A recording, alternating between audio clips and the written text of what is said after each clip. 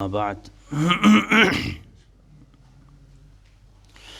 فأعوذ بالله من الشيطان الرجيم بسم الله الرحمن الرحيم الذين يذكرون الله قياما وقعودا وعلى جنوبهم ويتفكرون في خلق السماوات والأرض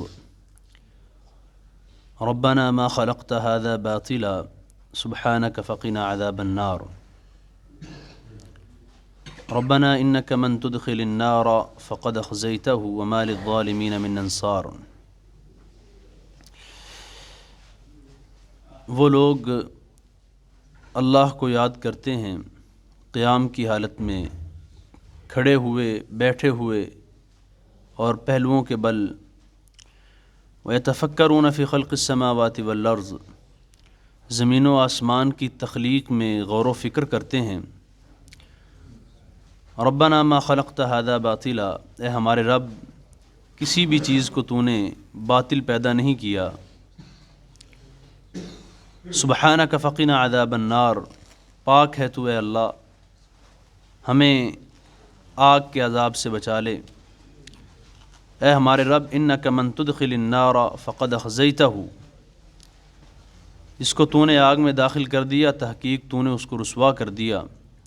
وما للظالمین من انصار، ظالموں کا کوئی مددگار نہ ہوگا۔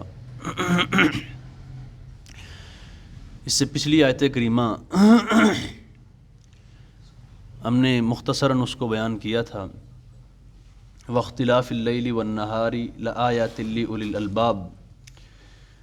اس کی اس آیت کی تفسیر، یعنی آدھی آیت کی تفسیر ہم نے کل پیش کی تھی اور آدھی کی رہ گئی تھی۔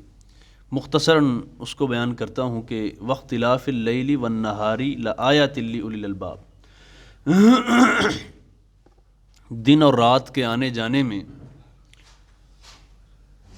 اللہ خالق و مالک نے نشانیاں رکھی ہیں، عبرت ہے، غور و فکر کا مقام ہے ان لوگوں کے لیے جو غور و فکر کرتے ہیں۔ یہ اللہ خالق و مالک کا ایک نظام ہے، اور یہ ایک ایسا نظام ہے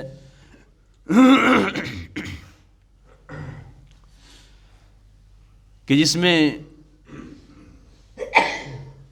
نقص نہیں ہے، عیب نہیں ہے، دیر نہیں ہے۔ کبھی ایسا جب سے زمین و آسمان، سورج چاند ستاروں کا ایک نظام چل رہا ہے، تب سے لے کر کبھی ایسا نہیں ہوا کہ رات نے آنا تھا تو رات آ نہ سکی، دن ہی رہ گیا ہو، یا دن نے آنا تھا دن آ نہ سکا ہو، رات ہی رہ گئی ہو۔ کبھی ایسا نہیں ہوا۔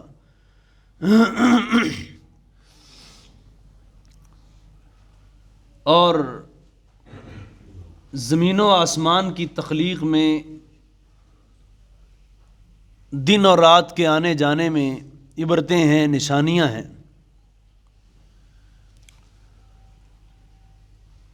دن کو رات میں تبدیل کرنا اور رات کو دن میں تبدیل کرنا یہ صرف اللہ ہی خالق و مالک کا کام ہے، اللہ کی قدرت کا کرشمہ ہے۔ ساری دنیا کے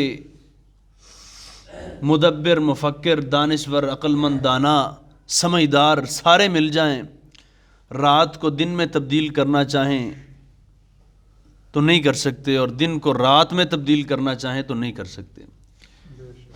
اگرچہ ہم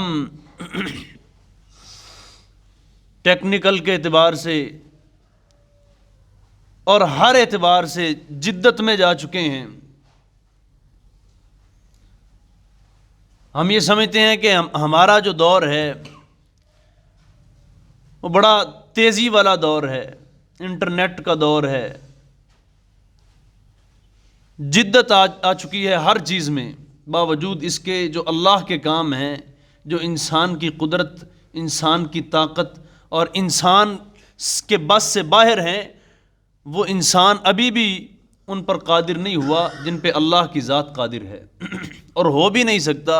انسان جتنا بھی آگے چلا جائے، جو اللہ بارش برسانا اللہ کا کام ہے، انسان جتنا مرضی ترقی کر جائے لیکن بارش نہیں برسا سکتا۔ بیٹا بیٹیاں رزق دینا اللہ کا کام ہے، مشکل حاجت روائی، مشکل کشائی، یہ سارے اللہ کے کام ہیں۔ انسان جتنا بھی ترقی کر جائے لیکن جو اللہ کی صفات ہیں، اللہ کے کام ہیں، ان کو کبھی سر انجام نہیں دے سکتا۔ واختلاف اللیل والنہار لآیات لأولی الالباب الذین یذکرون اللہ قیاما وقعودا وعلی جنوبہم ویتفکرون فی خلق السماوات والارض۔ اللہ فرماتے ہیں جب انسان زمین و آسمان کی تخلیق میں غور و فکر کرتا ہے نا، تو پھر اس مقام پہ پہنچتا ہے کہ وہ اٹھتے بیٹھتے چلتے پھرتے سوتے جاگتے اللہ کا ذکر کرتا ہے، اللہ کا ذکر کرتا ہے۔ الذین یذکرون اللہ قیاما وقعودا وعلی جنوبہم۔ آج ہم نے زمین و آسمان کی تخلیق میں غور و فکر نہیں کیا، ہم اسی مقام پہ ہیں۔ اور جب اللہ کی تخلیق میں آگے یہ بھی فرما دیا ربنا ما خلقت ھذا باطلا، یا اللہ جو تو نے چھوٹی سے چھوٹی چیز پیدا کی ہے بیکار نہیں ہے، وہ جو اللہ کی تخلیق ہے یا اللہ جو تو نے بنا دیا ہے یا اللہ وہ بیکار نہیں ہے، وہ کچھ بھی ہے۔ ہم بہت ساری چیزوں کو بیکار سمجھ کے، یہ کیڑوں مکوڑوں کو، اور پتہ نہیں ہمیں ان کی حکمت کا نہیں پتہ، اللہ نے ان کو کیوں پیدا کیا ہے۔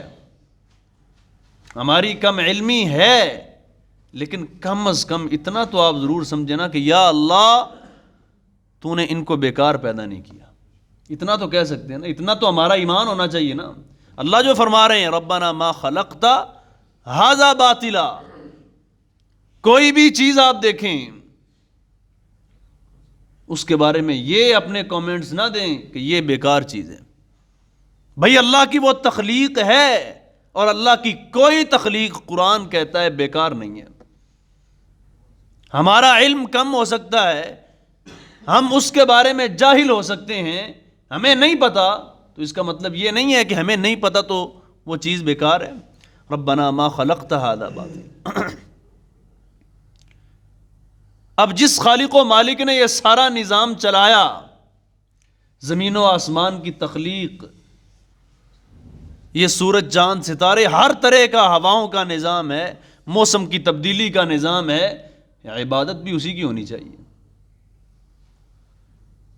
یا ایھا الناس ضرب مثل فاستمعوا له ان الذين تدعون من دون الله لن يخلقوا ذبابا ولو اجتمعوا له وان يسلبهم الذباب شيئا لا يستنقذوه منه ضعف الطالب والمطلوب۔ اللہ خالق و مالک فرماتے ہیں لوگوں،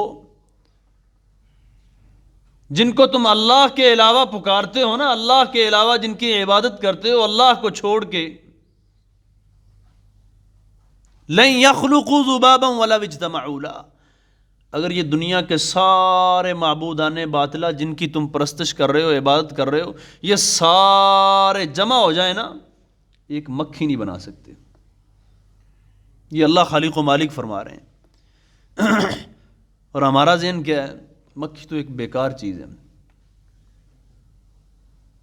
ہمیں اس کی حکمتوں کا نہیں پتا، ہم نے کہا کہ مکھی ایک بیکار چیز ہے، جبکہ حدیث میں آتا ہے رسول اللہ صلی اللہ علیہ وسلم نے فرمایا۔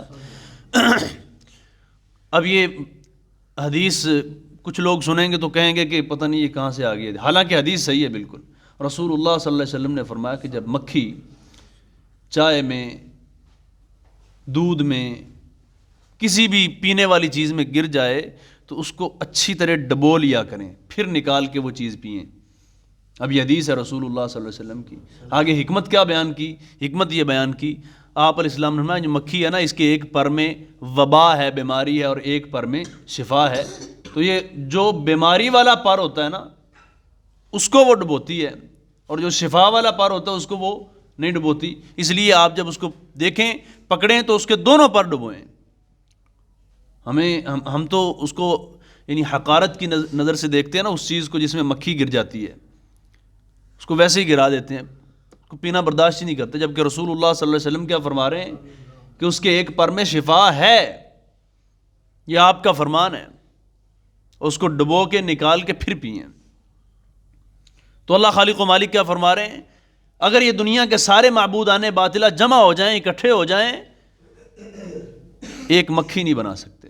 اور مکھی تو بنانا دور کی بات ہے، آگے اللہ خالق و مالک فرماتے ہیں کہ مکھی اگر ان سے کوئی چیز چھین کے لے جائے یہ وہ واپس نہیں پلٹا سکتے۔ ضعف الطالب والمطلوب، ان کا مانگنے والا اور جس سے مانگا جا رہا ہے دونوں ہی کمزور ہیں۔ جو اللہ کے علاوہ کسی اور سے مانگ رہا ہے وہ بھی کمزور ہے، اور جس سے مانگا جا رہا ہے اللہ کے علاوہ جس سے مانگا جا رہا ہے وہ بھی کمزور ہے، اور یہ عقیدہ سب سے زیادہ کمزور ہے، یہ شرکیہ عقیدہ ہے۔ ضعف الطالب والمطلوب، تو فرمایا ربنا ما خلقت ھذا باطلا، اے اللہ تو نے جتنی بھی چیزیں پیدا کی ہیں، جتنی بھی تیری تخلیقات ہیں، ان میں کوئی چیز باطل نہیں ہے۔ سبحانک فقنا عذاب النار، پاک ہے تو اے اللہ ہمیں آگ کے عذاب سے بچا لے۔ دیکھیں یہاں پہ جو آگ کا عذاب اس سے ہمیں بچا لے، اللہ خالق و مالک تو کائنات کا بادشاہ ہے۔ اس سے پچھلی 2 آیات میں جائیں تو وَلِلَّهِ مُلْكُ السَّمَاوَاتِ وَالْأَرْضِ، اللہ ہی زمین و آسمان کا بادشاہ ہے۔ جب بھی اللہ سے دعا کریں ربنا آتنا فی الدنیا حسنۃ وفی الآخرۃ حسنۃ وقنا عذاب النار، اس آیت کی تفسیر میں علماء اور مفسرین نے یہ لکھا ہے کہ انسان نے دنیا کی بھلائیاں بھی مانگ لی ہیں، آخرت کی بھلائی بھی مانگ لی ہے۔ ربنا آتنا فی الدنیا حسنہ، اے اللہ دنیا اچھی دے، وفی الآخرۃ حسنہ، اور آخرت بھی اچھی دے۔ اب وقنا عذاب النار کو الگ سے ذکر کیا ہے، مفسرین نے اس کی وجہ یہ لکھی ہے کہ اس کی وجہ یہ ہے کہ آخرت میں جو کامیابی ہے وہ جہنم میں جا کر جہنم سے نکالا بھی جا سکتا ہے، پھر کامیابی مل سکتی ہے۔ یعنی جو گناہ گار شخص ہے اس کو پہلے جہنم میں لے جایا جائے گا، اس کے جو گناہ ہیں ان جتنے گناہ ہوں گے سزا ہوگی، پھر وہ جہنم سے نکالا جائے گا، پھر جنت میں جائے گا، تو یہ جنت میں جانا بھی اس کی کامیابی ہے، تو کامیابی تو اس کو مل گئی ہے۔ تو انسان جو وقنا عذاب النار کے الفاظ آگے کہتا ہے اس کا مطلب یہ ہے کہ یا اللہ کامیابی ایسی ہو کہ جہنم کی آگ ہمارے جسم کو ٹچ بھی نہ کرے، ایسی کامیابی ملے ہمیں کہ ہم دنیا میں بھی کامیاب ہوں، آخرت میں بھی کامیاب ہوں۔ ربنا انک من تدخل النار فقد اخزیتہ وما للظالمین من انصار، اس آیت کی تفسیر ہم پہلے بیان کر چکے ہیں کہ جو فمن زحزح عن النار وادخل الجنۃ فقد فاز، جو جہنم سے بچا لیا گیا، جنت میں داخل کر دیا گیا، حقیقت میں وہ کامیاب ہے۔